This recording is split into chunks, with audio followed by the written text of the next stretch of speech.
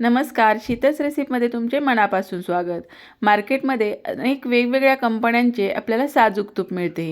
मात्र त्या साजूक तुपाला घरी बनवलेल्या रुचकर, खमंग आणि रवाळ अशा साजूक तुपाची सर मात्र कधीच येत नाही। आज आपण या व्हिडिओमध्ये अगदी छान खमंग रुचकर असं रवाळ साजूक तूप कसं बनवायचं ते पाहणार आहोत।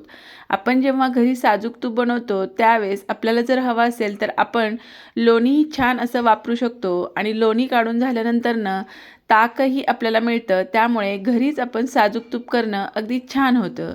आता त्यासाठी आपण इथं 7-8 दिवसाची साय छान अशी साठवून घेतलेली आहे आणि ज्यावेळेस आपल्याला लोणी करायचं आहे त्याच्या आदल्या दिवशी मी या सायमध्ये थोडंसं दही टाकून ठेवलं होतं, म्हणजे जे आपल्याला ताक मिळतं ते छान असं आंबट गोड मिळतं। आता हे मिक्सरच्या भांड्यामध्ये साय टाकून घेतली, त्यामध्ये पाणी टाकलं आणि छान फिरून घेतलं की वर असं छान पांढरशुभ्र लोणी तयार होतं। आता अशा पद्धतीने सर्व साय पण व्यवस्थित मिक्सरमधून फिरून घेतली की मस्त असं लोणी आपल्याला वेगळं तयार होतं। आता यामध्ये थंड पाणी टाकायचं, म्हणजे लोण्याचा गोळा पटकन वेगळा होतो। लोणी छान पांढरशुभ्र आपण आता एका कढईमध्ये काढून घ्यायचं।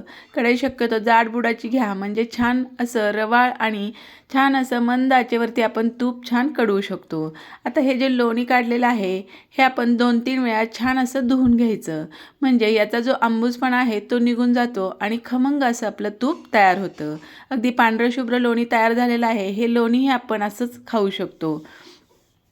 आता लोणी गॅसवर ठेवायचं आणि अगदी मंद आचेवर आपल्याला हे छान असं कडवून घ्यायचं आहे। याचा रंगही बदलतो आणि हा जो फेस आहे तोही जातो आणि याचा तडतडपणा कमी होईपर्यंत आपल्याला मंद आचेवरती तूप असं कडवत ठेवायचं। अगदी घरभर याचा खमंग वास सुटलेला आहे।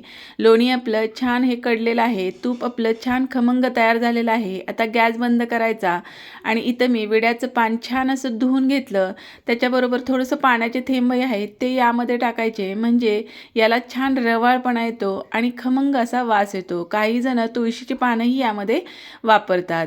तुळशीचं पान किंवा खाण्याचं पान तुम्ही कोणत्याही प्रकारचं पान टाकू शकता किंवा थोडासा पाण्याचा थेंबही यामध्ये टाकला तरी आपलं तूप हे छान असं रवाळ होतं। तूप थोडंसं थंड झालं की अशा पद्धतीने गाळणीच्या साहाय्यानं छान गाळून घ्यायचं आणि वरचं जो बेरी आहे ती आपल्याला वेगळी करून घ्यायची आहे। खमंग असं रवाळ आपलं तूप तयार झालेलं आहे।